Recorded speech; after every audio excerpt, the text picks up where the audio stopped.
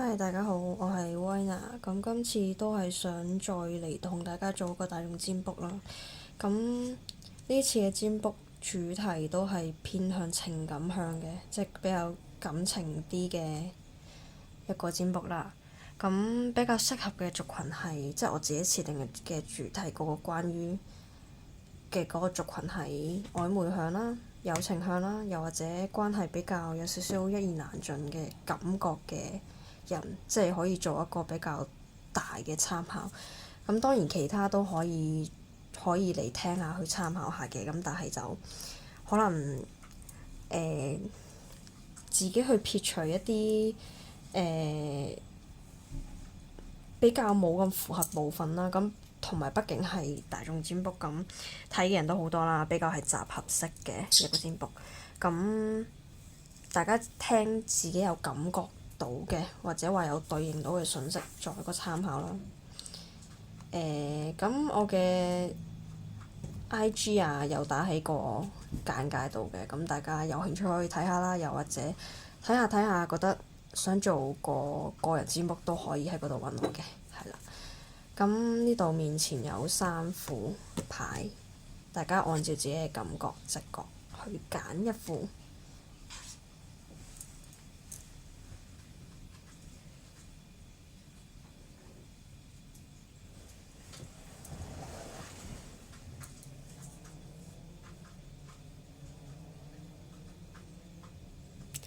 好，咁如果未揀好牌嘅，可以 stop 咗佢先咯。咁我哋而家開始第一組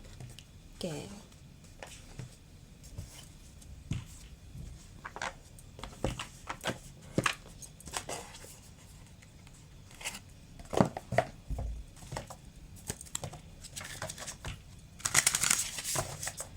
首先會進行一個比較驗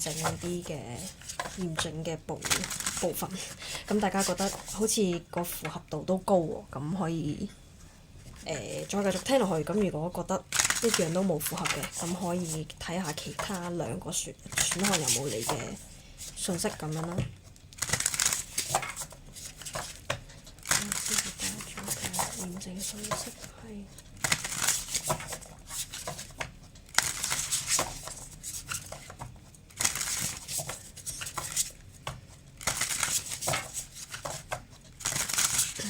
揾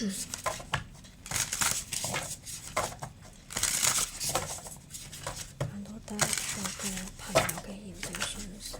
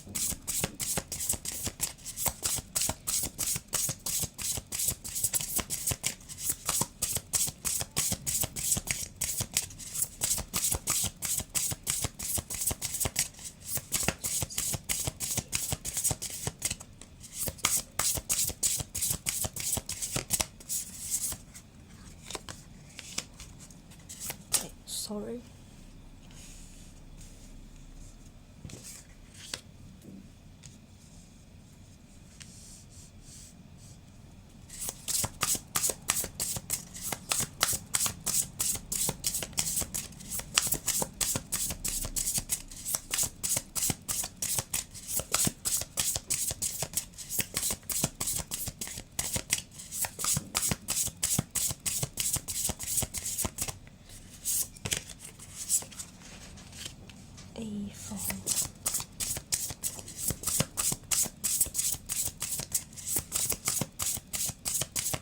如果覺得洗牌嘅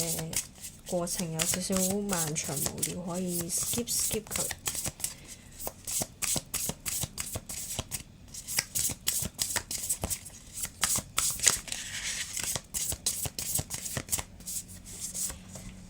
B 方。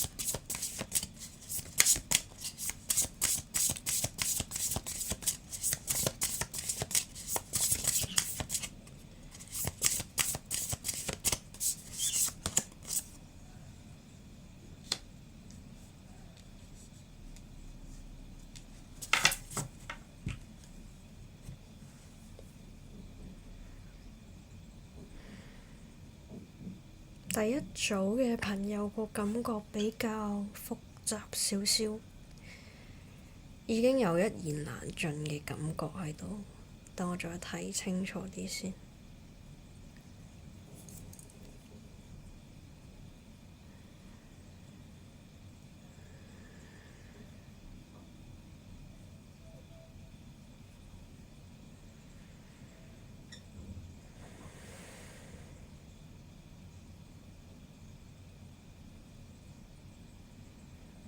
我覺得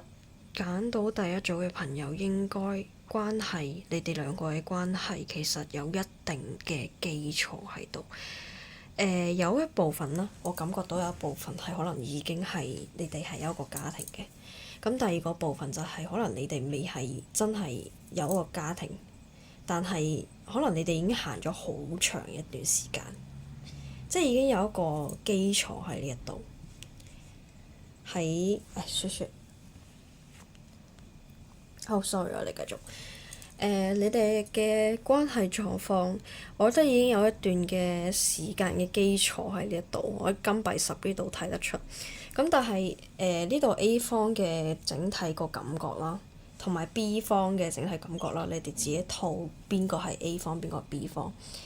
其中一方係個壓力比較大啲嘅。我覺得呢個狀況某程度嚟講會有一個精神上嘅壓力喺呢度，亦都係呢一方 A 方係有一個想要重新開始，即係關於點講啊？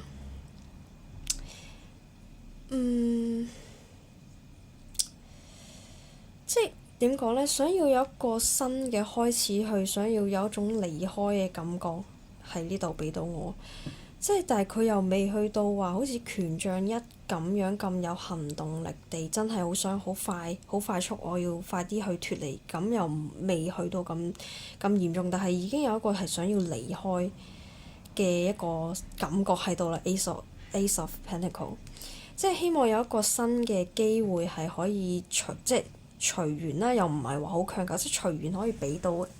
呢個 A 方，即係可以有個重新開始嘅感覺喺度。因為我覺得喺呢段關係裏面 A 方嘅精神壓力係好大嘅。有機會係影響到埋瞓覺睡眠嗰方面，身體比較不過寶劍九比較着重係精神嘅壓力上面，即係可能即係諗嘅嘢會比較多，可能夜晚諗到會有少少唔係好瞓得着，又或者話瞓得着但係要好多夢嘅情況都有機會，即係着重嘅係精神上面嘅負擔。A 方。B 方其實都係有一個想要重新開始去走向其他選項嘅一個感覺喺度。權杖侍從加聖杯侍從，即係呢兩張牌都係一個比較即係宮廷牌當中嘅第一位最年輕嘅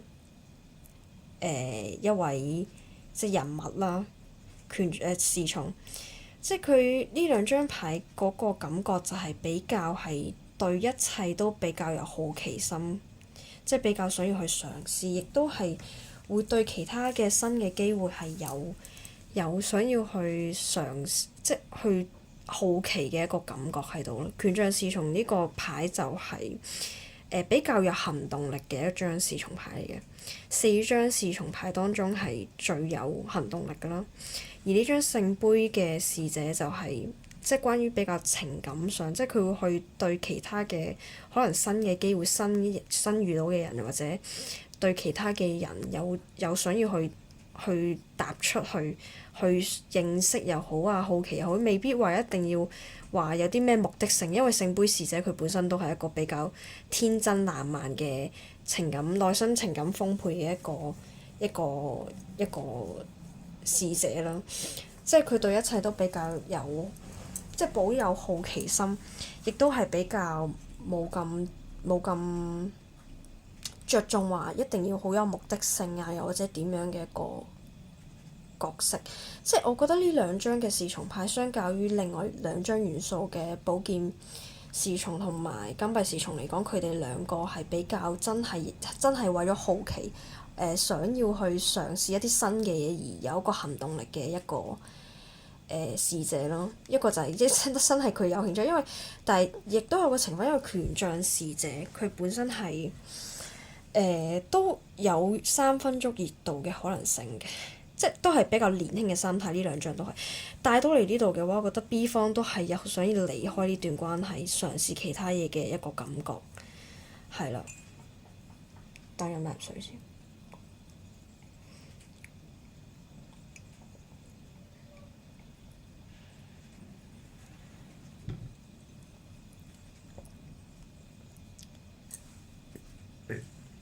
sorry，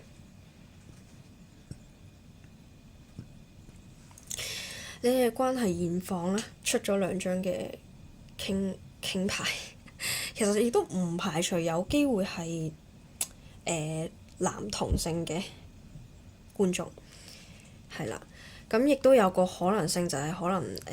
真係淨係得一方嘅一個人物嘅能量啦，即係比較陽性能量啦，又或者話你都可以係男女嘅，咁但係可能兩方都係比較剛強一啲啦，咁嘅情況有機會嘅。咁如果係第一種情況啦，兩方都係男性的話，咁呢兩張牌就係各對應一方啦。其中一方嘅聖杯國王，我照講翻個人物先，咁你哋自己套翻落去，咁都係頭先嗰3種情況係大家自己套啦，即係譬如話我即係無論你係乜嘢嘅取向都好啦，大家自己套嗰個人物嘅特質。咁聖杯國王佢本身呢個人嘅嗰個特質係比較有愛，比較有包容啲嘅。咁但係相較於即係聖杯皇后的話，佢係真係好即係比較聖杯皇后就偏向無愛，真係好包容性啊，好包容性啊，好有愛啊，對一切都好有慈愛慈悲嘅感覺啦。即係有時可能會過咗頭添，反而會俾人種感覺。但係聖杯國王就唔同啲，佢雖然對一切都係有包容性有愛，但係佢都係同時有原則有底線，即係你一旦踏到佢，即係踩到佢條線嘅話，佢都係會，即係佢唔會話可能唔會，未必一定話會做出啲比較大嘅反擊，但係佢會轉身離開嗰種。即係相較於聖杯皇后嚟講，佢係比較有底線嘅，係啦，比較內心情感會比較豐沛嘅。但係又唔會話會委屈自己嗰種人咯。又或者話佢內即佢未必話好表達得到出嚟，但係其實佢內心係好即係好即係情感比較豐沛，比較着重情感嗰方面啊，比較着重情義嗰方面嘅嘢啦。但係佢未必話一定好表達得到出嚟，即係亦都有可能係比較內向一啲嘅感覺。咁跟住金幣國王佢就係一個比較我覺得已經係生活品質上面有一定基礎，有一定錢財嘅累積嘅感覺。又或者話，即使佢冇，但係俾人嘅感覺都係比較會守得到錢財嘅 feel。即係意思係佢即係好似可以將自己嘅生活打理得井井有條。得閒有啲少少閒錢，即係未必話佢一定話好有錢或者點樣，即係總之佢嘅物質方面係比較豐厚、比較豐盛一啲，亦都係可以都算係攞得到錢財，可能偶爾去放鬆下又好，點都好，即係一個比較有享受嘅。但係佢未必話一定會好花喺其他人身上。係啦，咁如果你講到真係會分享嘅話，我覺得聖杯國王嗰方會比較願意去分享，即係可能我覺得金幣國王呢張佢比較對自己係比較闊綽啲，可能對人哋就冇咁闊綽嘅咁樣嘅一個感覺啦。亦都係一個好捱得苦嘅人，亦都好刻苦耐勞嘅一個人。即係整體嚟講，呢兩個狀況都係比較成熟一啲。係啦，應該話都好成熟，畢竟係國王牌啦，宮廷牌之中嘅較成熟嘅，係啦。咁跟住點解我話你哋之間如果揀到大家做嘅朋友係比較可能有一定基礎嘅呢？金幣10，即係我覺得有機會係你哋已經係認定咗對方係自己家人，無論係可能我唔確定你嘅狀況係咪真係組成個家庭，定係話一齊行咗好耐、好長期嘅一個感覺，將對方視作即係一開始將對方視作係自己嘅屋企人，當佢係真係自己嘅未來人生嘅伴侶，即係希望想同對方有一個好好嘅一個生活啊。金幣10，但係而家個狀況就有少少棘棘地啦。我唔確定係咪因為錢財嘅關係令到你之間嘅感情係比較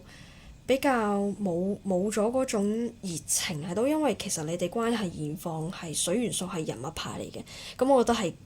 都係對應翻你哋嗰個人物特質。我覺得佢有機會係因為情感嘅，唔係因為物質嘅金幣嘅嘢而影響到你哋之間嘅感情感覺。即係可能一開始你哋之間係對對方係好有感覺，我即係覺得我要同你一齊好耐好耐，又或者一世，又或者點樣。但係後尾慢慢真係走到來現實嘅時候，嗰個感覺就開始匱乏。即係金幣5呢張牌就係關於係咯物質啦，因為最明顯就係金幣，即係關於物質生活上即係比較貧乏一啲。比較缺乏一啲，而導致內心無論係內心定係外在，即係內在定外在都係好匱乏嘅一個狀態。呢個就係你哋整體嘅關係嗰個驗證信息。咁如果有符合到的話，咁我哋就可以繼續作一個參考。我而家抽下你哋嘅未來1個月嘅關係發展啦。咁首先我哋抽咗頭2個禮拜先。頭2個禮拜你哋嘅關係發展，跟住再解碼下2個禮拜，即係下半個月啊！我睇下可唔可以一次過抽晒出嚟，一次過講先。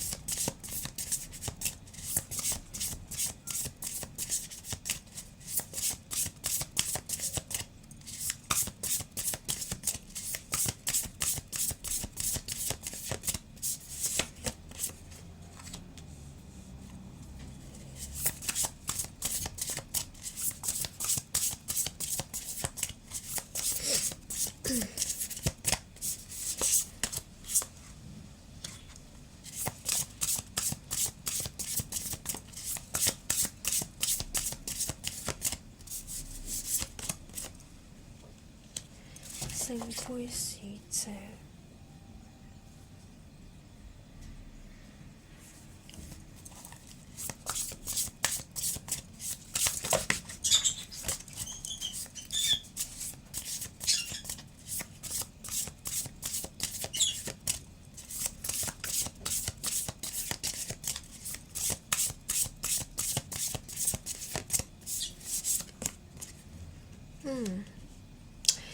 我覺得你哋嘅關係係會好轉嘅，咁但係喺上半個月，即係頭2個禮拜，可能冇咁明顯，係啦。但係我覺得係會好轉咯，即係可能頭1個禮拜係需要你哋有比較多嘅耐心去面對自己嘅內在嘅一啲情緒，負面嘅情緒。即係頭半 part，我覺得係比較被動一啲，即係一切都係一個觀望嘅狀態。權杖3，一個比較被動嘅狀態，喺度觀察緊未來應該點樣做決定，點樣做嘅一個階段。而你哋最重要嘅其中一個因素就係你哋要面對自己內心嘅嗰個壓力、負面嘅情緒，對你哋嘅關係好重要。頭嗰2個禮拜，我覺得係會慢慢好轉咯。死神呢張牌雖然係點講啊，佢嘅嗰個意思係着重於一個新嘅開始，即係對過往嘅一啲嘢嘅切斷啦。即係佢係一個象徵住一個新嘅階段，而且係一個好大嘅一個斷，即係一個斷嘅位啦。即係過咗死神嘅呢一關之後，未來就會慢慢好轉咯。即係跟住就去到聖杯1呢張牌。死神佢呢張牌就係啱啱講嘅意思，即係佢係關於一啲唔好嘅嘢嘅切斷，亦都可以話係即係譬如話你過往有啲咩唔好嘅習慣又好，一啲唔好嘅能量、一啲感覺、一啲關係、一啲嘅各式各樣嘅嘢啦。即係或者話出到嚟就係俾你一個提示，就係你應該要切斷嗰啲嘢，你先可以有個新嘅開始。因為死神佢呢張牌係個能量係好果斷、好決絕，即係即係佢係一個形容人嘅話，佢係啦一個好果斷啦，亦都係一個好某程度嚟講係絕情嘅人嚟嘅，我覺得算係絕情嘅人嚟嘅。即係點講？又或者話佢對於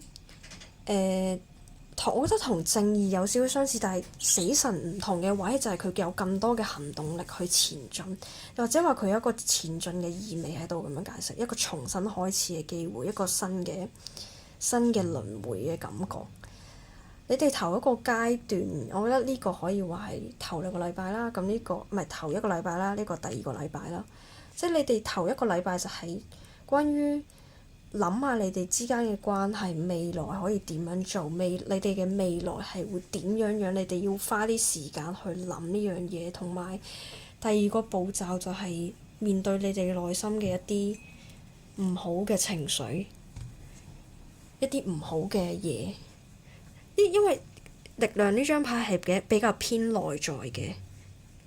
感覺嘅牌嚟嘅。我唔確定你哋內心嘅恐懼係乜嘢，因為我冇仔細去抽。但係出到呢度嘅話，呢2張牌我覺得好着重一個提示，就係將你內心嘅嗰種恐懼，將你內心嘅嗰種負面嘅嘢去慢慢去接受佢又好，或者點都好啦，即係同內心去溝通。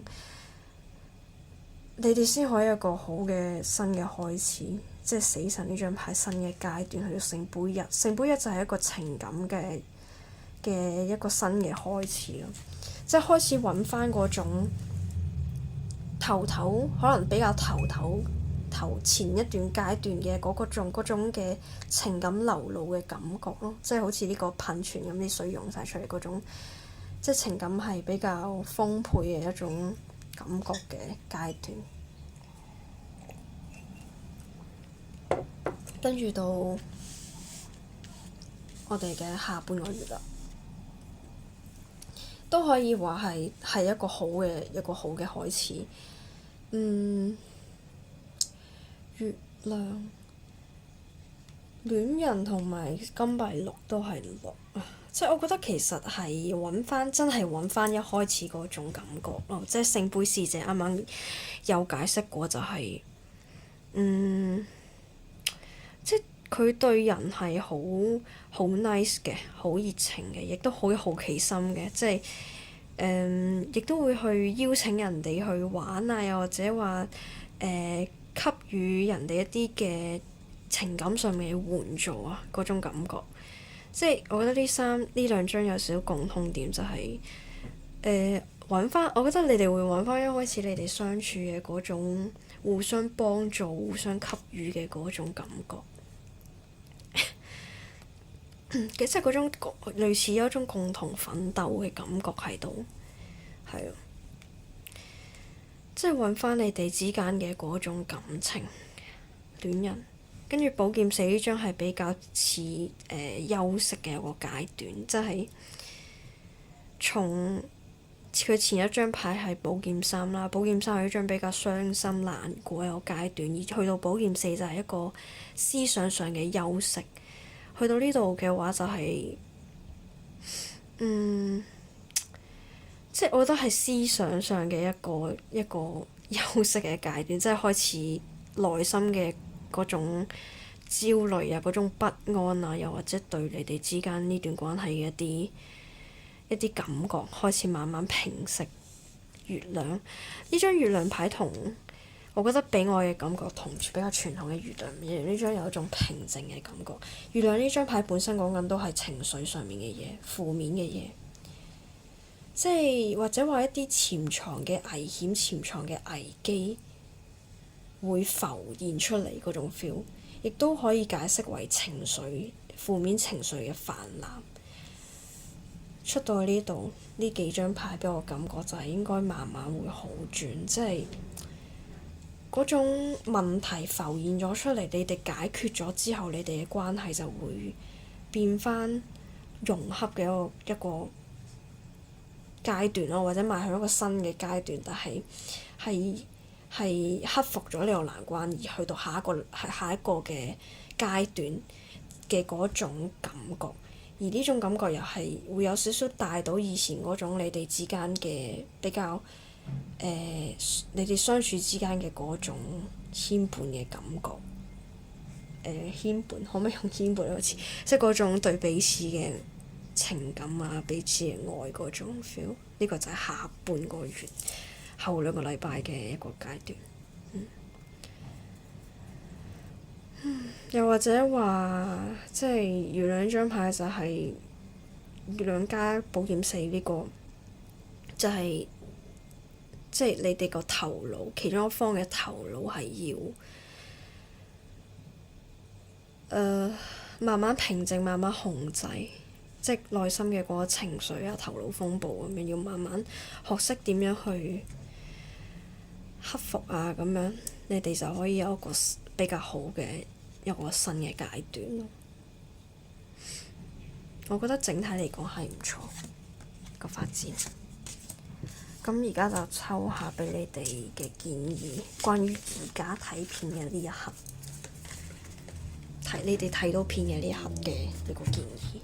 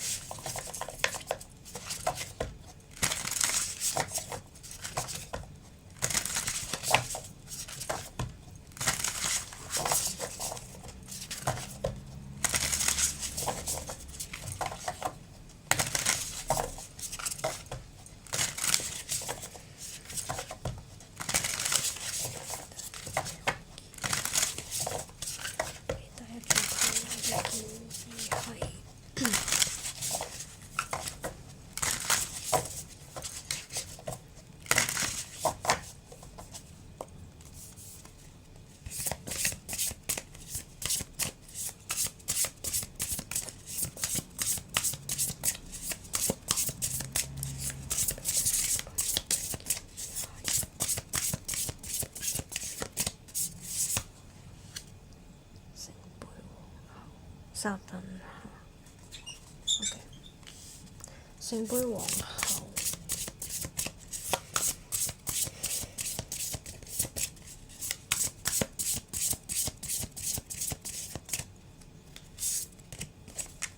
金幣騎士，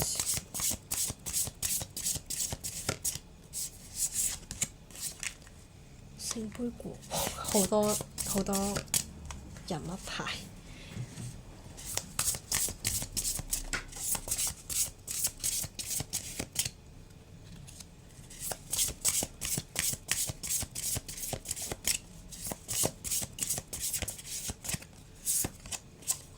惡魔，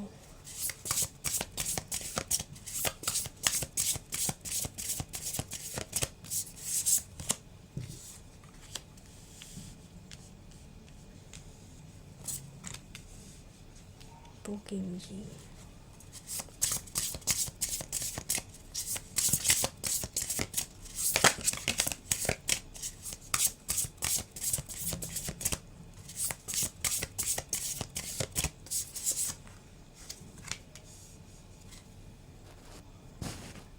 好，我哋繼續俾我哋第一組朋友嘅建議。聖杯七，最後出我想聖杯七。我覺得某程度嚟講，你哋有少少唔係好想面對現實，又或者有種逃避嘅感覺喺度，內心亦都有啲枷鎖，有啲嘅束縛喺度。即係俾你嘅建議其實就係、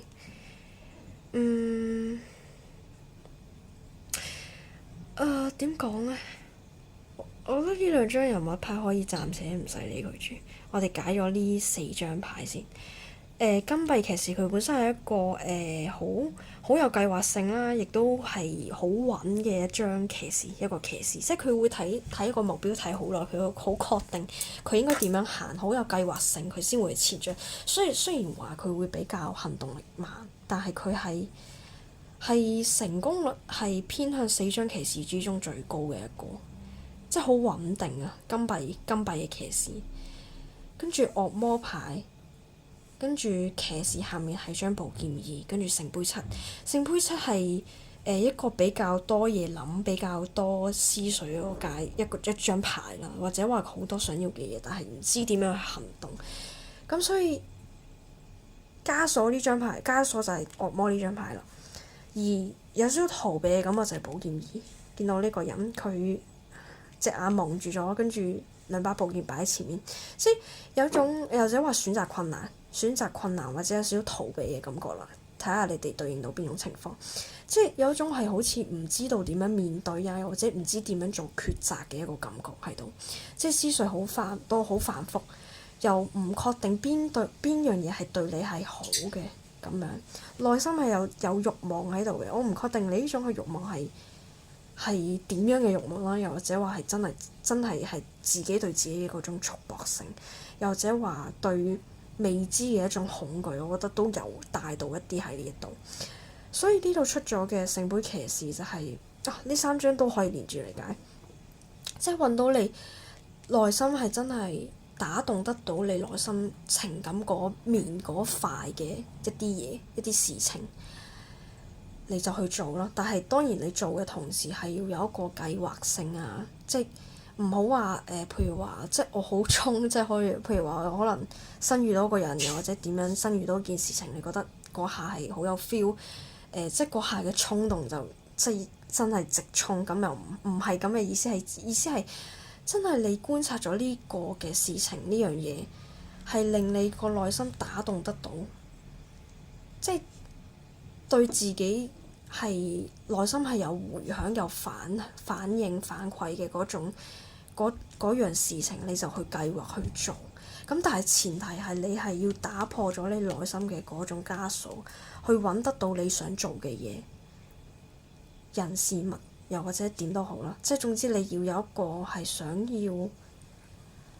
去克服嘅心。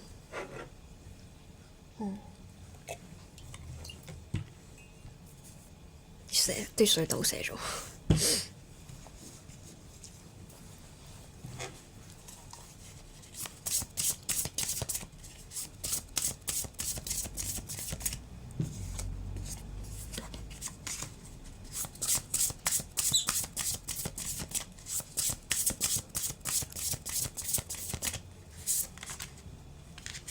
權杖八，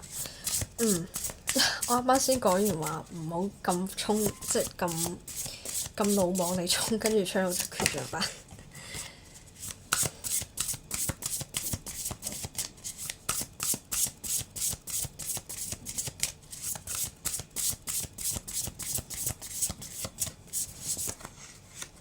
權杖七，呢個挑戰係大嘅，咁但係你跨過咗之後，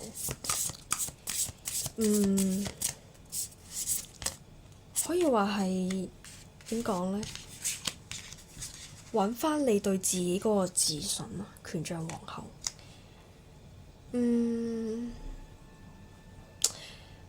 即係都可以衝嘅，咁但係衝嘅同時你要有一個計劃啦，因為又或者話清楚地知道自己想要啲乜嘢先再衝，因為權杖八佢都係一個比較速度好快嘅一張牌，即係一個計劃好快會有一個落實啊，一個結果啊，又或者話各式各樣嘅事情都好啦。佢權杖八就係出咗權杖八就係一個好快就會有一個結果出嚟㗎啦，你會知道個答案係乜嘢。我覺得係可以衝嘅，咁但係前提係你真係睇清楚呢樣嘢係咪對你係有益嘅，對你係有利嘅，你先去衝。跨過咗呢個困難之後，你會揾翻你自己對你自己嘅嗰種自信心喺度，同埋即係揾翻你嗰種魅力，即係自然而然你就會散發出一種魅力出嚟。係啦，我覺得你自己都會察覺到呢件事。好，咁我哋嘅第一組牌就係咁多嗱，咁我哋去第二組。不過手機就嚟冇電，我希望可以快啲啊！如果唔係，可能就要 cut 咗佢。等我電話插好電再繼續解。不過唔緊要，我哋而家解咗第二組先，快啲，盡量快啲。好，我哋第二組朋友嘅驗證信息。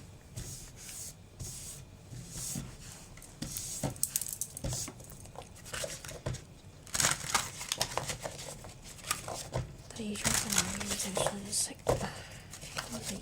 況兩邊嘅狀態。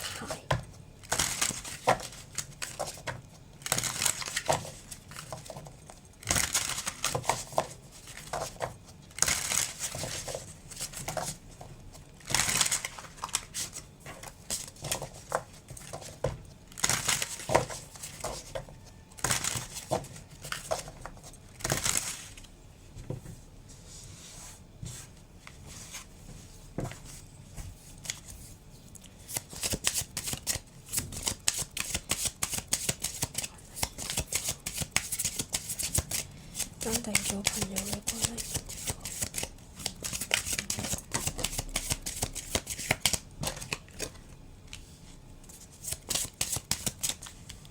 金幣九，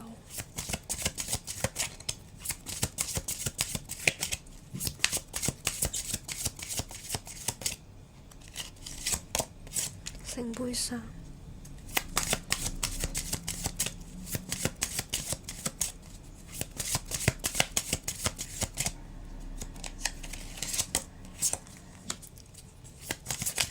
寶劍古堡，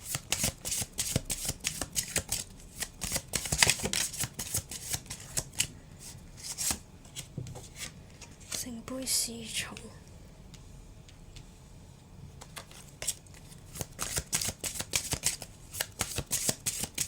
A 方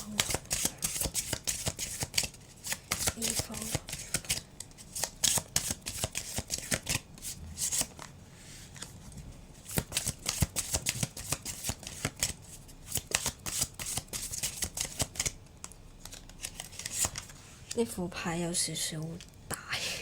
所以畫面好似唔係好夠。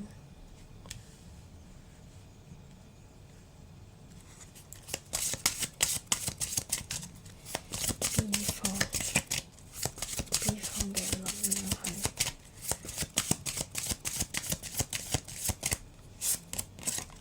B 方。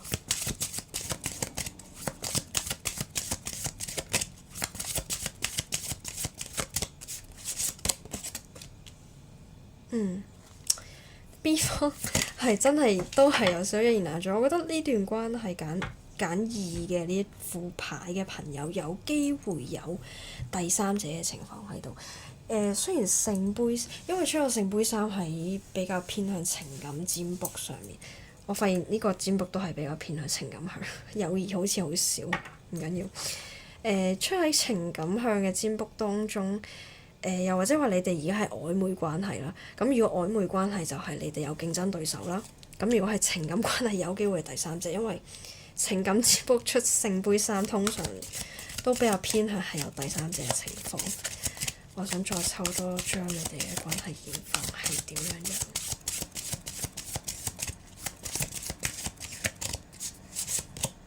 死神。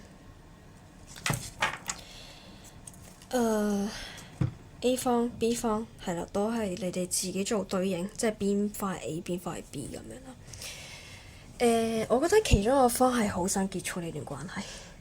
，B 方係想結束呢段關係嘅。我唔係好確定係咪你哋之間發生咗啲咩事，令到 B 方覺得呢段關係係佢應該結束啊，又或者話佢見到一個新嘅對象，令佢覺得係好有熱情，好有嗰種感覺，令佢好有感覺，令到佢即係好似呢張塔咁樣個閃電劈落個心呢個人嘅度啦，嗰種感覺，即係嗰種係好天雷勾動地火啊，係咪啊？係咪咁樣講？即係嗰種感覺好衝擊性，帶俾佢個感覺就係，佢覺得呢個人係佢有感覺，佢應該要先揾嘅對象。魔術師都係一個比較開創性嘅一張牌，一個角色，即係佢係好有行動力嘅，都係。所以其實我覺得 B 方係好想結束，未必話一定話好想結束咁，佢有機會係兩個人都想要啦，又或者話佢可能本身同你曖昧緊，但係佢發現咗一個新嘅令佢有一個熱情嘅對象，令佢想要去離開同你之間嘅呢段關係。而 A 方嘅能量就係啦，對 B 方係好有感覺嘅聖杯二，即係覺得好中意 A， 好中意 B 方，亦都係好願意付出佢嘅愛嘅一個人。我覺得錢財方面未必會話好付出嘅，咁可能有一部分嘅人係咁樣，但我覺得大部分都係好願意付出自己嘅情感，好願意付出自己嘅心力去俾 B 嘅。但係我覺得又未到話一定好物質實際面生活錢財嗰方面去到好盡啦，因為始終聖杯皇后佢都係比較守財嘅一個人，陰性能亦都係 A 方陰性能量比較重一啲嘅感覺，即係偏向默默守護啊，給予實際援助，即係唔係我意思嘅實際援助唔係話人哋即係可能B 方話問佢借錢借幾多佢就會借嗰種，而係實際因應實際狀況去給予援助嘅一個人咯。即係唔係聖杯皇后嗰種係真係話冇諗咁多，可能人哋問佢借錢啊或者點樣佢就一味借一味付出，唔係嗰種類型嘅感覺。而呢段關係嘅整體狀況就係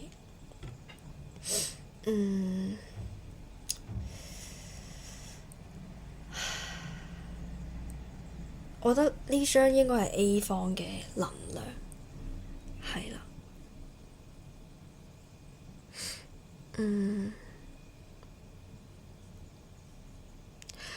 我都係更偏向 A 方，雖然係好鍾意對方，但係唔會話即係為咗棵樹吊喺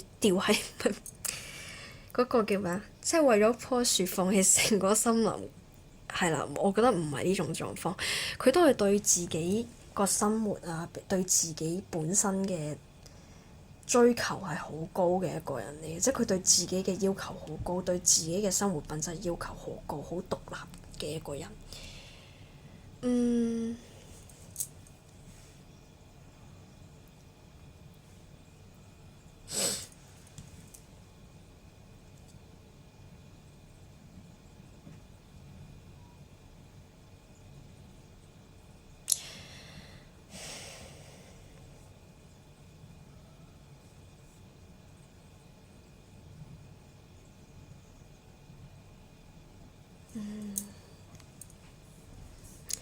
有少少複雜，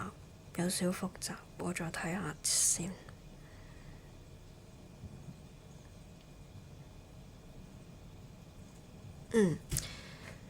係啊，我應該都係更偏向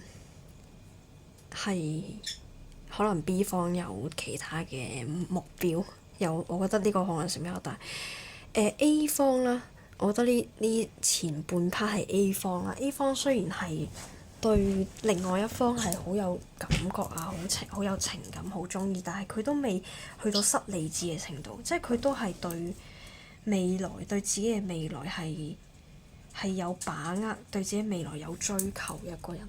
佢當發現到即係 A 方啦，發現咗呢個對象唔係自己嘅即係符合自己理想嘅一個對象嘅時候，佢係會好果斷轉身離開嘅嗰種人嚟嘅。寶劍國王即係好理性、好理智嘅一個狀況，係啦，佢會果斷去離開，尋找新嘅目標。聖杯侍者加死神，我覺得偏向 B 方呢度啦，即係佢想要一個佢有新嘅目標，有新嘅好奇嘅嘢。聖杯侍者就係一個比較我覺得某程度嚟講係多情，算係多情，但係佢可能比較流於片面，即係佢好容易為咗人哋去付出，即係可能一有感興趣嘅時候，佢就會去付出嘅一個人，即係可能冇諗咁多嘢。相較於 A 方嚟講，B 方顯得冇咁成熟嗰種 feel，又或者話係你啊，或者有兩種情況就係一種情況就係你發現呢個目標，呢個 B 方係唔係你想像中嘅咁可靠，咁靠得住係帶得到俾你將來嘅一個人嘅時候，你會揾其他嘅目標咯。反而可能想離開嘅係 A 方，都有呢個可能性喺度。係啦，大家自己因應個狀況去做對應。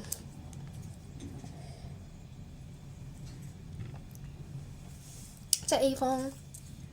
渴求嘅對象係可以帶俾佢生活品質、生活質素嘅對象，但係亦都在乎情感嘅，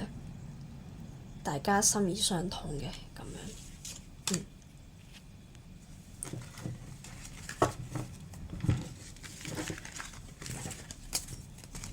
跟住我哋抽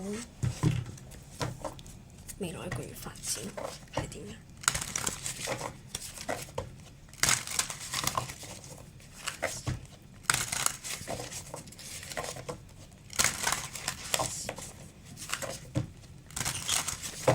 未來一個月發展跟第二種朋友。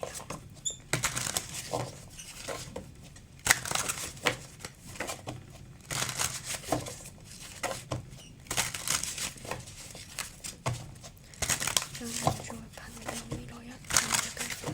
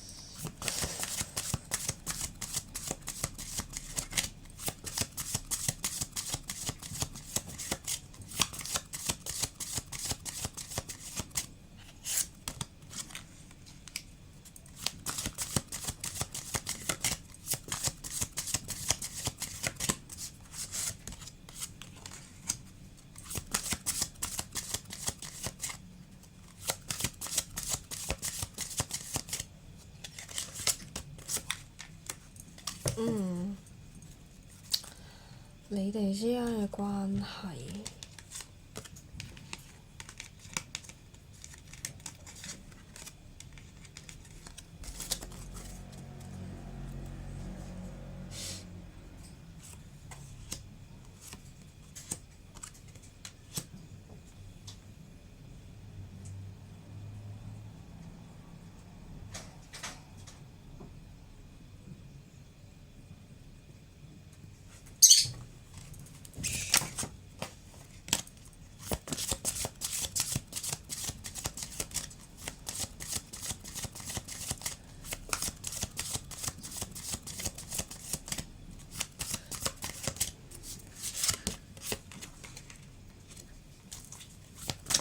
我覺得上半個月嘅專注點係在於你哋。我覺得應該係揀 A 組，唔係，sorry，係睇呢一段片嘅人身上面。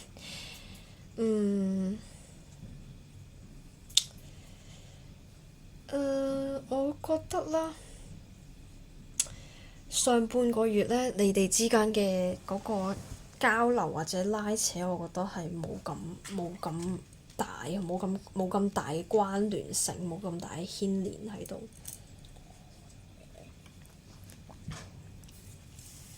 我覺得係比較着重於你哋點樣去揾翻你哋自己本身嘅嗰種熱情，嗰種對生活嘅熱愛，對自己嗰種自信，嗰種火啊！即係點樣去揾翻你哋所擅長嘅嘢啊，你哋嘅行動力嗰方面。同埋點樣去點講呢？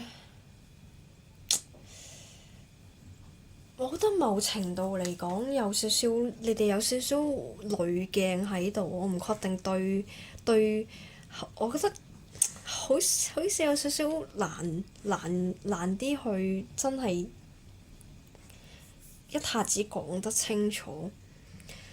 即係我覺得你哋上半個月係點樣去揾翻你哋自己嘅嗰個自信啊，你哋嗰個地位啊，我覺得係。同埋點樣去從一啲欺騙之中去走出嚟啊！有呢種 feel，有呢種感覺喺度。權杖七，跟住寶劍七。我唔係好睇得到你哋之間嘅關係嘅進展係點樣，關於上半個月。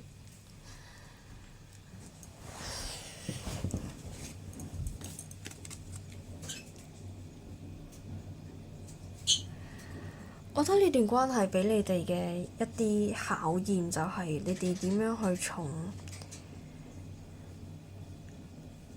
喺呢一個狀況，你哋呢段關係之中去揾翻你哋自己本身嘅嗰個自我嗰個火，嗰個熱情，嗰個生命力。我覺得應該會係有少少隱瞞嘅成分喺度，因為頭先都有抽到係有機會有第三方，應該話好大機率係有第三方，所以可能係其中一方啦，佢可能會隱瞞佢對其他人有興趣呢一件事情。我唔確定你哋係曖昧關係定點樣，但係我覺得曖昧嘅機率應該係大啲嘅，你哋之間嘅關係係啦，個比重有少少一半一半，即係上半個月係圍繞翻你哋本身點樣從你哋兩個之間嘅關係之中，你去獲得一啲收穫，即係對自己嘅魅力，對自己本身自己內在嘅嗰種自信心，你哋要揾翻嚟。亦都話揾翻你哋個行動力，從一啲謊言之中，從一啲隱瞞嘅狀況當中，係可以睇得出嚟，揾翻嗰種洞察力。即係我覺得你哋會有一個新嘅階段。金幣一有少少真係有少少複雜，我覺得成個狀況，所以我都收咗好多牌。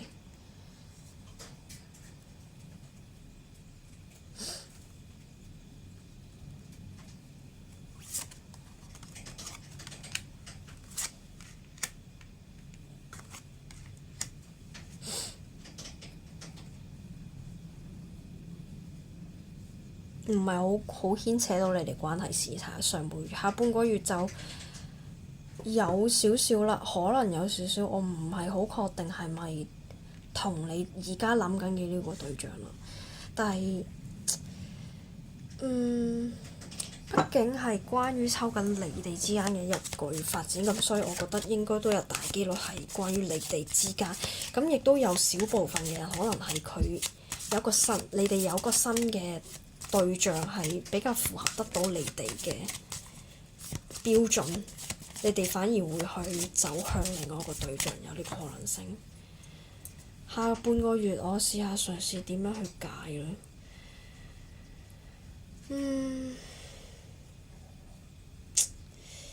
比較好嘅一個發展嘅可能性就係你哋揾翻你哋之間嘅嗰種感覺，或者話你哋開始係覺得彼此你哋兩個 A 同 B 係比較適合彼此，即係權杖皇后升級咗做權杖國王，而聖杯侍者升級咗做聖杯騎士，即係佢依然係會有一個比較多情嘅狀況出現，但係相較於聖杯侍者嚟講，佢唔會話唔會話有太多嘅真係好多情嘅狀況，可能出軌。我覺得頭先嗰個狀況有少少類似出軌嘅狀況嘅一種情形，即係我唔知點解有少少難去講出口，但係我盡力去表達啦。即係我覺得聖杯侍者嗰個狀態，頭先嗰個階段而家嘅現況係比較似係其中有一方有出軌嘅，無論係真係實際上有出軌，定係話精神上佢有其他感興趣嘅對象，呢個可能性。咁但係我覺得有機會進階到下一個可能性就係未來我哋計今個月啊嘛，今個月我哋未來一個月嘅發展嘅下半個月。好抽象，唔好意思。可能我有少少肚餓，所以有少少唔係好錄得到。我攞少少餅食先。有兩種可能性嘅。有一種可能性就係你哋認清咗你哋之間嘅嗰個 connect。因為雖然話有一個情況出軌嘅情況，但係我覺得有部分嘅可能性就係你哋之間其實係存在住。睇咗嘅朋友同你哋嘅對象係存在某種程度上面嘅連結嘅，但我唔會話好肯定你哋之間連結係點樣嘅連結，即係有靈魂伴侶啊，有雙生火焰啊，有各種各樣嘅可能其他嘅熱力，我唔確定，呢度唔係好睇得出嚟，但係有呢個可能性喺度。即係你哋之間係存在住某種嘅 connect 喺度。雖然話我覺得你哋嘅爭拗啊，或者話你哋之間嘅對立其實係存在，但係我覺得某程度嚟講，呢個嘅對立呢種嘅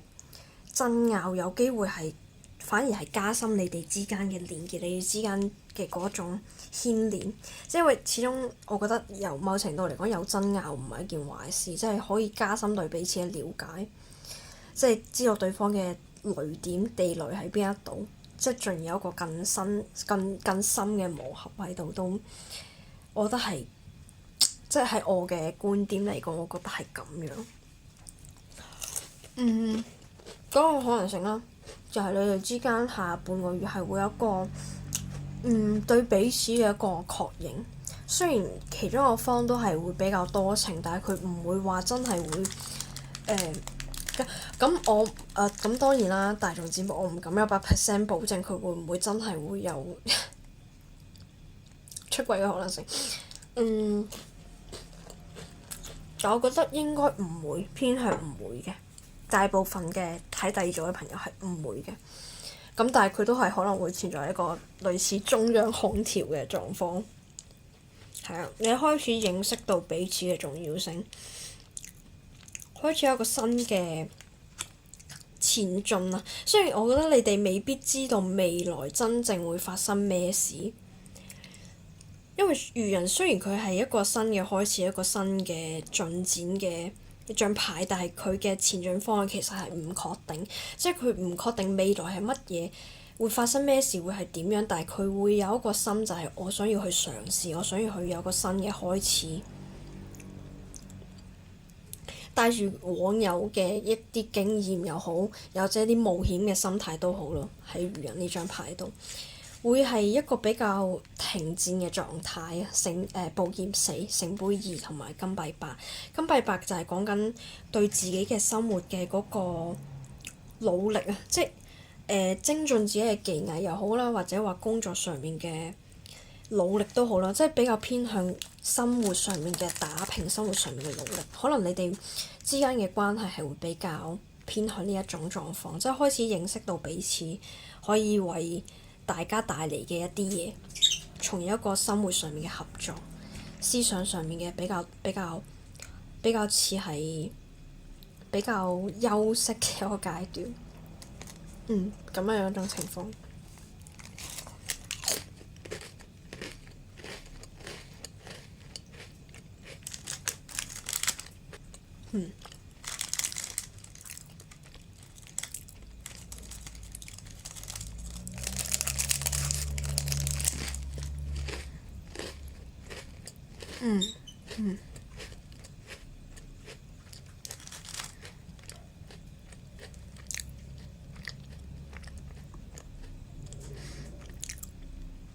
整體嚟講係咁樣咯。下半 part 下半個月係個信息明確少，上半個月我覺得就比較係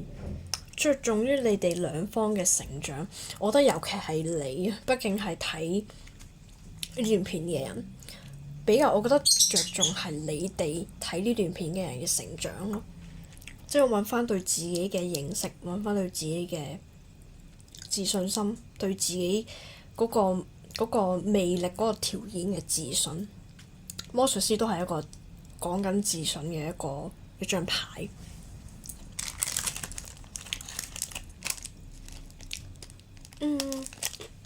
聰明嘅魔術師係一個好聰明嘅人咯，即係寶劍七存在一啲欺騙嘅牌意一個成分喺度，所以係講緊點樣從呢一個嘅挑戰當中去揾翻你對自己嘅自信心，去看破一啲嘅騙局、一啲欺騙嘅嘢，一個新嘅開始咁樣咯。跟住你哋嘅關係，係啦，有一個可能性就係頭先講嘅咯。第二個就係可能你哋有一個新嘅對象，即係你一個新嘅，你覺得比較符合到你嗰個要求嗰個生活品質嘅對象，係啦，有兩個可能性咯。但係我覺得第一個可能性會偏多一啲。好，咁而家我想抽俾第二組朋友嘅建議。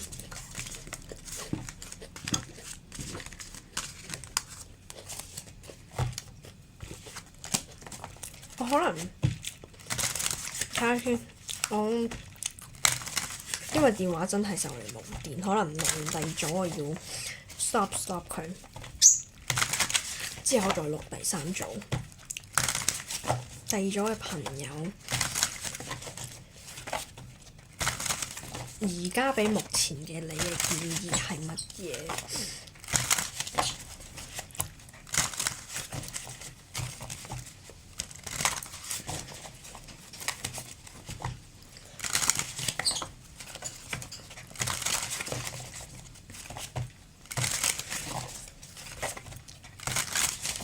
俾第二組嘅朋友嘅建議。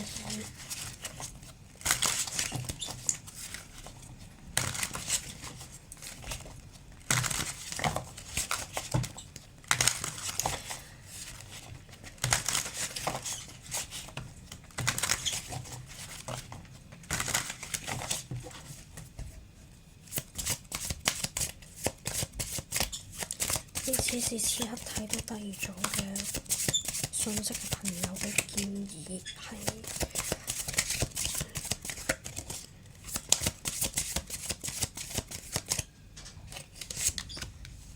金幣十、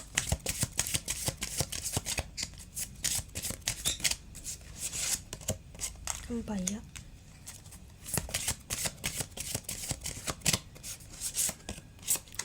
戀人，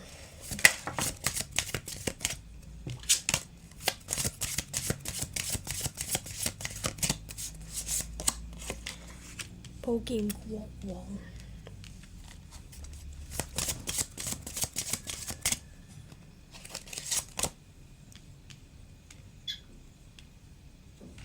金幣騎士，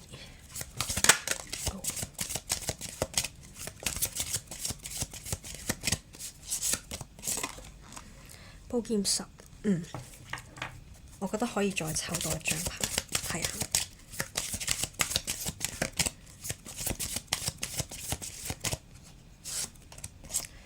權杖3，抽多一張，再抽多一張，齊整啲個感覺係。視覺上係好似比較方便去睇。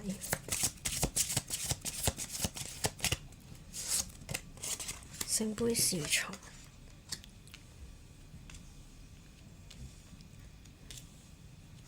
俾你嘅建議就係，因為畢竟大眾占卜咁有好多可能性。第一個可能性就係，可以係咯。第一部分嘅朋友就係觀察返，因為我覺得呢組嘅信息應該有係啦，一半一半嘅。即係我頭先有講過一種可能性，就係我 feel 到我所睇得到就係有一部分嘅你哋係存在住某種嘅 connect， 某種嘅連結。咁如果係呢一組嘅話，我覺得俾你嘅信息就係，即係你哋可以相信你哋之間嘅嗰個對彼此嘅嗰種感覺。即係我覺得呢種感覺有少少難形容，但係自己係 feel 到。但係好難講出口嘅嗰種感覺，即係你內心係會存在住某 part 係硬係凝住出嚟，就係你好想得到對方，好想要對方，即係嗰種感覺係好強烈，但係又唔係話嗰種佔有欲嘅感覺嚟嘅。我唔識點樣去形容，但係我諗你哋應該會明白嗰種 feel。即係如果係真係呢一部分嘅朋友嘅話，你哋會知道我講乜嘢咯。我覺得。即係你哋可以相信你哋之間連結，咁但係要保有對自己嘅嗰個對成件事啊，對自己嘅嗰個理性喺度。即係唔好話雖然話 feel 到你之間連結係確實存在，但係即係都唔好話太好似太戀愛腦，又或者話太喪失咗對自我嘅嗰種應該有嘅底線咯。我覺得係咁樣。咁雖然話你哋之間係存在住某種嘅連結，咁但係有機會你哋之間係為咗對方嘅成長，對方嘅即係為咗令到雙方有一個學習。我唔覺得話一定係咯，畢竟大眾占卜嘅未必100%。即係會喺度埋一齊，咁所以係都俾你嘅建議就係有一個對其他對象、其他可能性嘅一個觀望咯。權杖3，聖杯侍從，即係唔好忽略其他嘅機會，即係你可以默默地內心有一個考量，就係呢個人好似係都可以符合得到我嘅條件，我嘅要求喎，咁樣係啦，可以記住呢一 part 係啦。喺呢段關係當中，咁即係你覺得佢係符合你要求嘛？可以做一個考慮。你哋未真係話，如果係未真係話結婚，又或者話未真係去到進入一個戀人嘅階段嘅話，我覺得呢個狀況係允許嘅咯，即係可以有一個其他嘅目標去做一個考量，又或者其他狀況咧，畢竟情況好複雜，畢竟有少少語無倫次，已經有少少，即係覺得有時候有感覺就係有感覺，咁講清楚呢樣嘢係好重要，同埋真係去面對自己內心嘅一個感覺，即係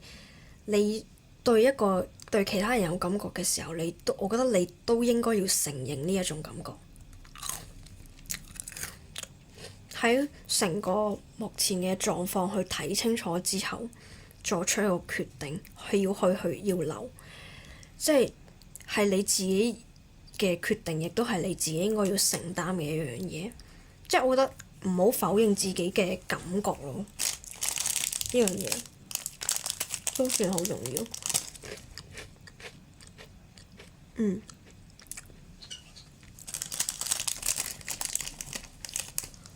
有新嘅對象嘅，我覺得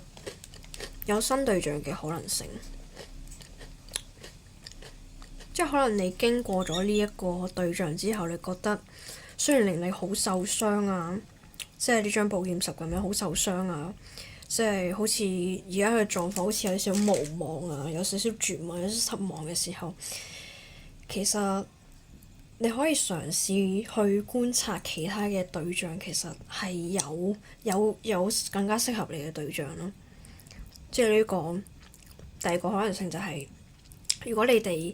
真係唔適合嘅話，你即使覺得好似好受傷啊，自己好似付出咗咁多嘢，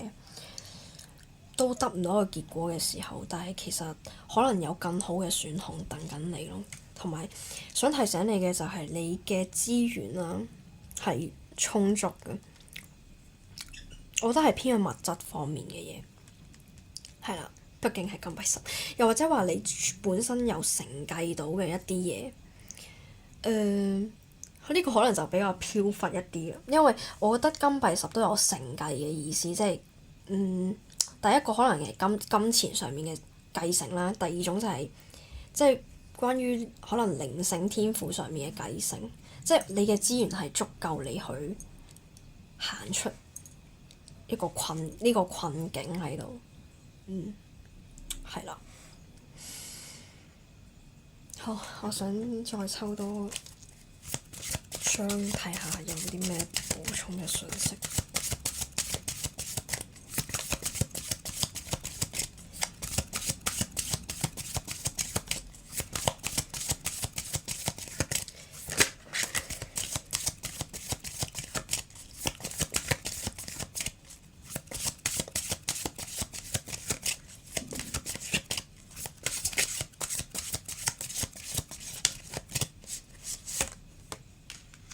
權杖五，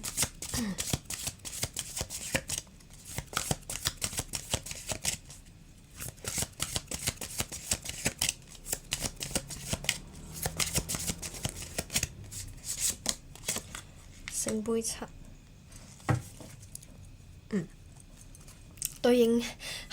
咗兩種狀況。呢種狀況呢，就係頭先我講嘅，你哋係真係彼此有 connect，係真係確認咗對方嘅。就係呢張啦，權杖五，即係你哋之間可能會比較多嘅拗撬，比較多嘅衝擊，但我覺得係會越磨越合啊，嗰種感覺係啦。權杖五即係可能會比較多嘅衝突，可能會比較多嘅拗撬啊，但係良性嘅嘢。咁跟住聖杯七就係偏向即係你哋始終係唔適合，即係經過咗一個月。嗰個狀況都好似冇改善的話，你就可以考慮更多嘅嘢，即係考慮其他嘅目標咯。因為我覺得你嘅條件係唔錯嘅，係啦。我覺得相對好多人嚟講，你嘅條件都算係唔錯，亦都係對自己係我覺得有翻咁上下責任心，對其他人都有責任心嘅人。所以呢度就可以建議你就係揾即係去睇更多嘅人，更多嘅目標，睇下邊個更加適合你咯，咁樣咯。好，咁呢個就係我哋第二種嘅信息。唔好意思，第二種講得有少少甩咳。好，咁跟住第三組就我要插翻個電話再錄過。好，我哋繼續嚟第三組嘅解牌，可能音質同埋個畫質唔係好一樣，因為換咗另外一部電話去錄嘅。好，我哋首先嚟驗證下揀到第三組嘅朋友嘅信息先，有符合就可以即係比較多參考，即係係啦，如果真係一樣都冇符合的話，就可以試下揀下其他牌、其他組咁樣。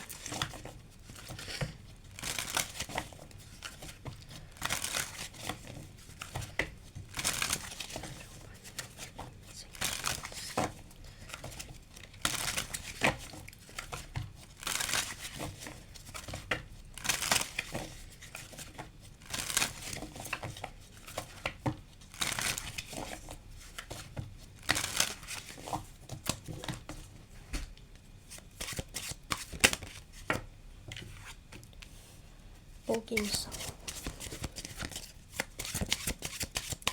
關係嚴防，第三個問題，權杖七，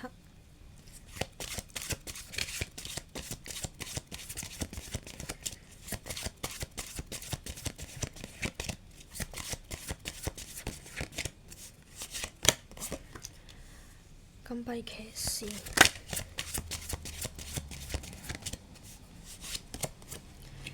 寶劍六 A 方能量，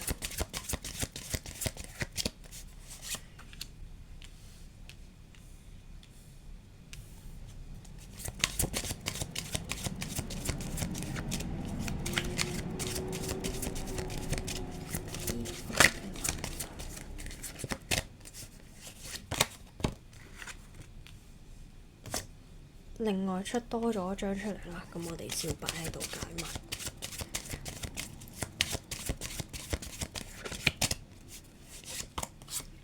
B 方畫面好似都係唔係好夠。寶劍國王，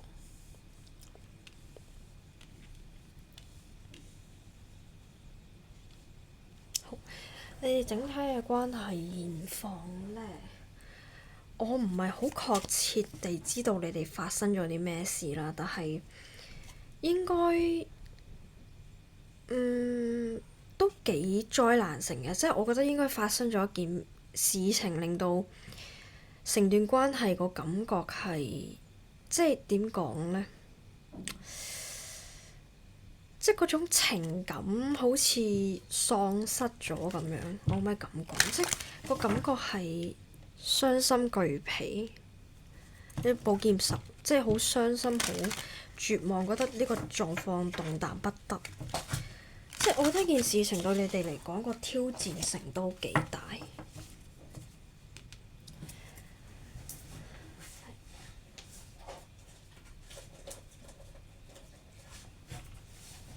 我覺得你哋呢組應該仲係喺緊埋一齊，但係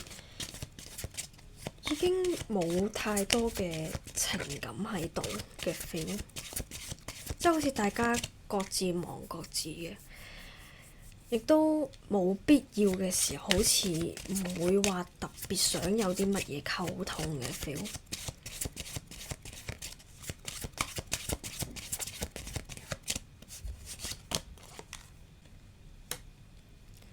有少少逃避嘅感覺，逃避呢段關係，逃避對方。我冇好確切地清楚你哋發生咩事，因為冇仔細去抽。但係呢件事情應該個影響好大，因為 A 方呢邊嘅能量係即係好警惕、好戒備嘅。我唔確定有冇傷害性嘅行為啦，即係無論係真係實際地嘅行為，實際地有喐手或者話精神上面嘅傷害都有可能性。即係 A 方你呢邊，我覺得係好警惕，好警惕呢件事情，所以其實佢有少少收埋自己嘅狀況出現。但係又有少少好似唔識得點樣去離開嗰種 feel 咯。月亮呢度呢張牌俾到我嘅感覺就係，即係佢 A 方係守護緊一啲我覺得比較偏向自己內在嘅嘢嘅一樣嘢啦，即係佢比好守護呢一樣嘢，係唔想俾人知道，或者話唔想俾 B 方去知道。其實佢都好想，其實 A 方係想呢段關係有個結束，但係佢等緊時機，佢唔識得點樣去主動去做。第三方我覺得有少少，唔係 sorry，第三組我覺得有少少係有少少傷害性嘅感覺喺呢一度。即係我覺得呢張我覺得有啲似 A 方，A 方係有少少想守護自己所中意嘅嘢、所重要嘅嘢嘅一啲感覺喺度，亦都係諗緊點樣去令到自己變得更加好。我覺得食呢段第三組嘅關係已經係唔係一個即係情感嘅感覺喺度嘅，已經係有少少唔知點解。我唔確定有冇去到呢種程度，但我覺得有少少痛苦喺度。而 B 方嘅感覺就係聖杯，唔係 sorry，金幣皇后同埋寶劍國王。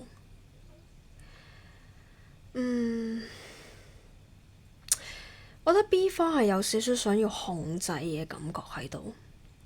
亦都話可能比較理性啦，所以我覺得呢段關係之中，可能有一方係比較講嘢係比較刻，我唔確定可唔可以用刻薄呢個詞，但係總之係俾人感覺冇乜情感，佢又係想要控制另外一方嘅感覺咯，喺呢一度。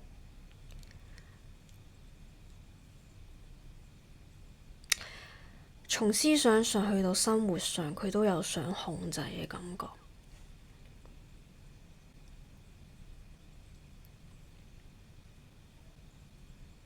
又或者好要求另外一方一定要按照佢嗰套去做，如果唔係佢就會有一啲比較類似冷暴力嘅狀況，有呢個可能性。我呢度感覺得到係，所以其實成段關係嚟講，我覺得已經係大家好似冇乜愛嘅感覺，連唯一一張嘅水元素牌都係月亮，月亮都係比較偏向情感上啊、負面嘅嘢啊、一啲危險啊、危機啊嘅含義喺度，所以我覺得有 A 方係好驚 B 方，我覺得應該，又或者話其實唔想再去為 B 方有付出。其實呢度第三組嘅信息好明顯。好，咁如果呢度有符合嘅話，我哋就可以繼續去睇落去未來一個月嘅發展係點樣。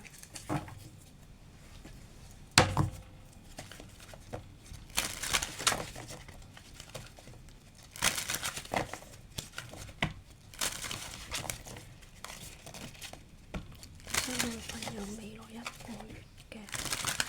發展。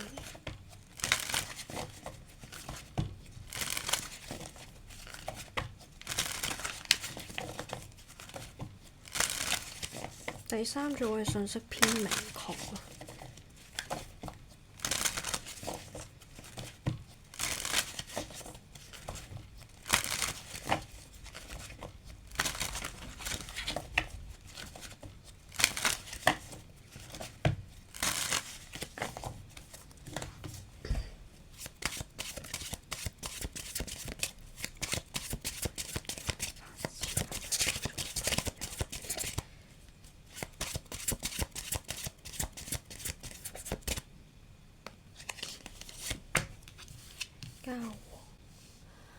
交往上半個月嘅信息，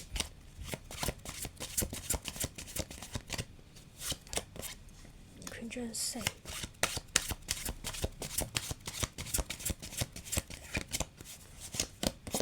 金幣五。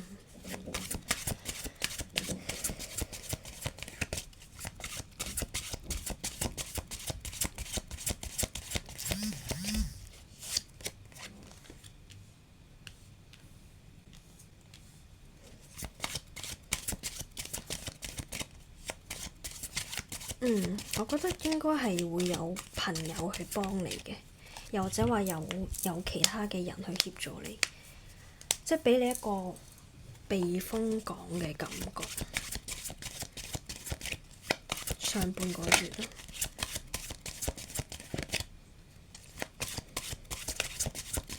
又或者話你可以透過同朋友之間嘅相處有一種快樂舒服嘅感覺。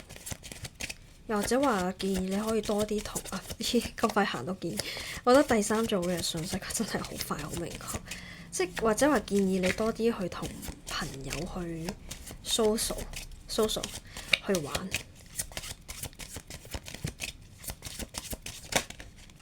好，聖杯四下半個月。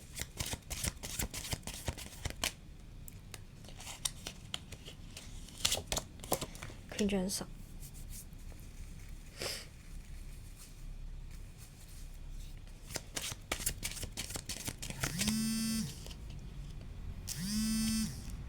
繼續頭先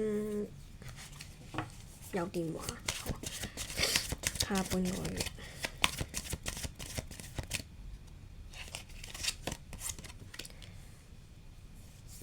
寶劍八。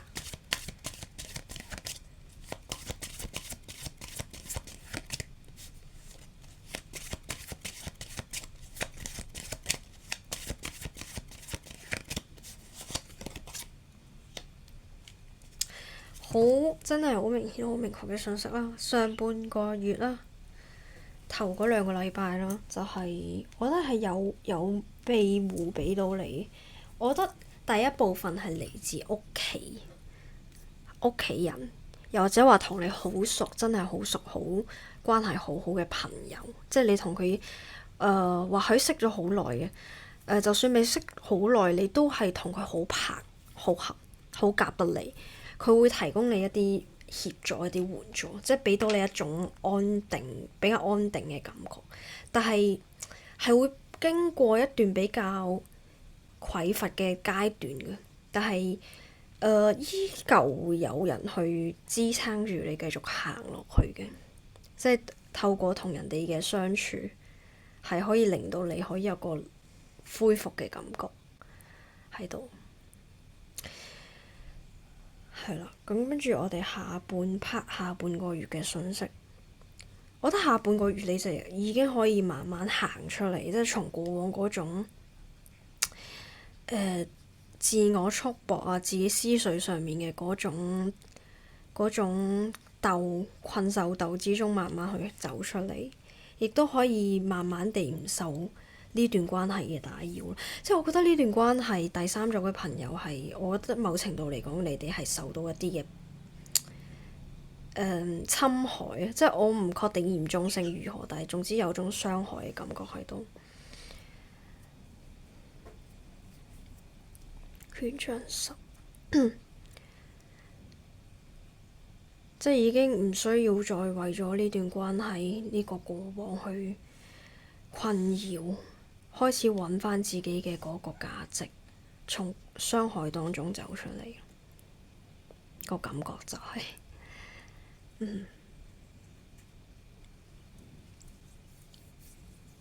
跟住我哋抽建議牌，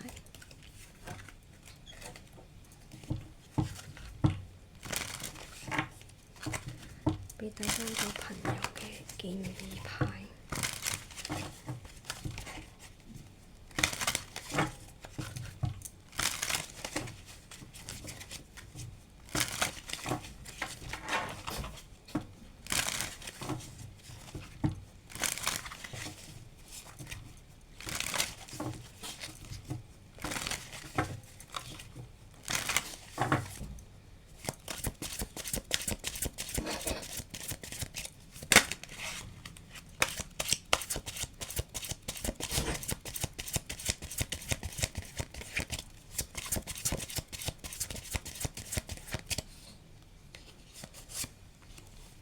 惡魔，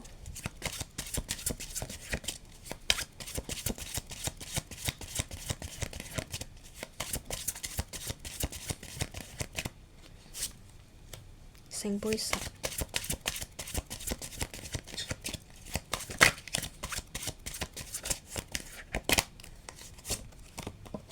權杖九。我覺得某程度嚟講，你哋嘅條件係好好，又或者話你所擁有嘅嘢，其實係令到你哋諗緊嘅對象有少少嫉妒，所以驗證信息出咗，佢有少少控制嘅感覺。我覺得某程度出自於呢一度。要對未來有希望，你又可以撐得到，可以挑戰成功，慢慢會變好，你亦都會變得更加有力量。惡魔牌，我覺得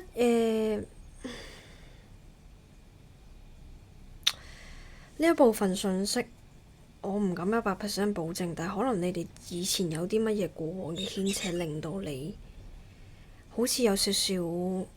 一部分信息係，即係你覺得好似係同佢有少少欠咗佢嘅感覺。我唔確定嚟自於邊一度，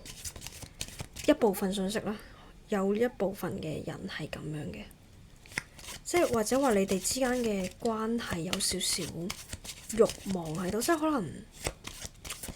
佢身上面有你想要嘅嘢，你身上面有佢想要嘅嘢，嗰種因為慾望驅使嘅感覺。但係會慢慢變好，你嘅條件亦都好好，你所擁有嘅嘢其實你嘅情感嗰個即係內在你內在嘅力量，其實我覺得係好強大，美好而強大，聖杯10，即係好豐沛。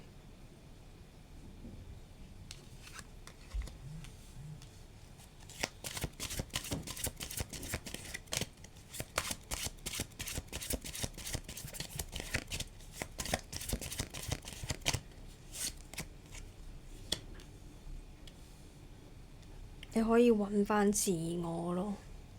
Emperor， 揾返對自己嘅掌握，揾返對生活嘅掌握。你要相信你自己係有呢個能力，你值得擁有。可能呢段時間會比較難捱，你需要去防備好多嘢，但係始終會慢慢去克服得到，去到國王呢個階段，對自己嘅生活、對事業嘅掌控、對自己嘅掌控都可以做得到。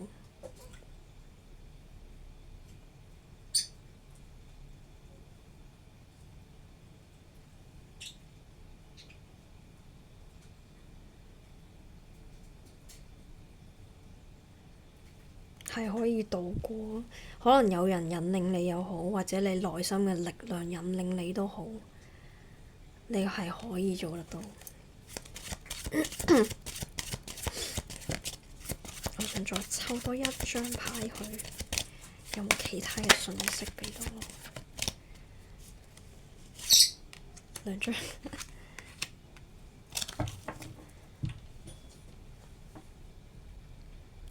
傷心過後、失落過後係一個行動力。我覺得你內在都好有火，其實係好有行動力，但係需要經過一啲嘢去將你個行動力由內在發出嚟，生根發芽嗰種生命力啊！我覺得係呢張牌。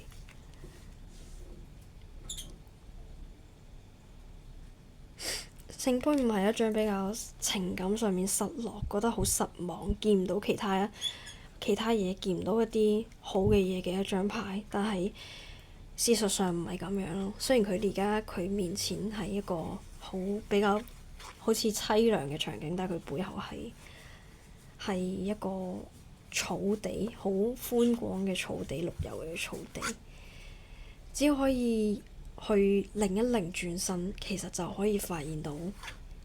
原來仲有好多路可以行。你嘅嗰個對自己嘅生命力，對自己嘅嗰個熱情，對生活嘅熱情，嗰個生命力係會發芽嘅。好，我覺得差唔多第3組嘅信息。我覺得第3組嘅信息係比較偏沉重少少嘅，咁但係係咯，相信你哋可以變好。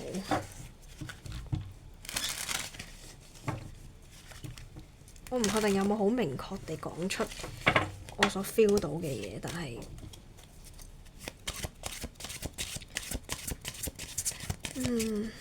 可能差少少咯。關於上半月嘅嗰個狀況，整體嚟講就係我覺得你會受到一啲嘅庇護嘅交往，即係可能係嚟自社會嘅庇護，嚟自屋企人嘅庇護。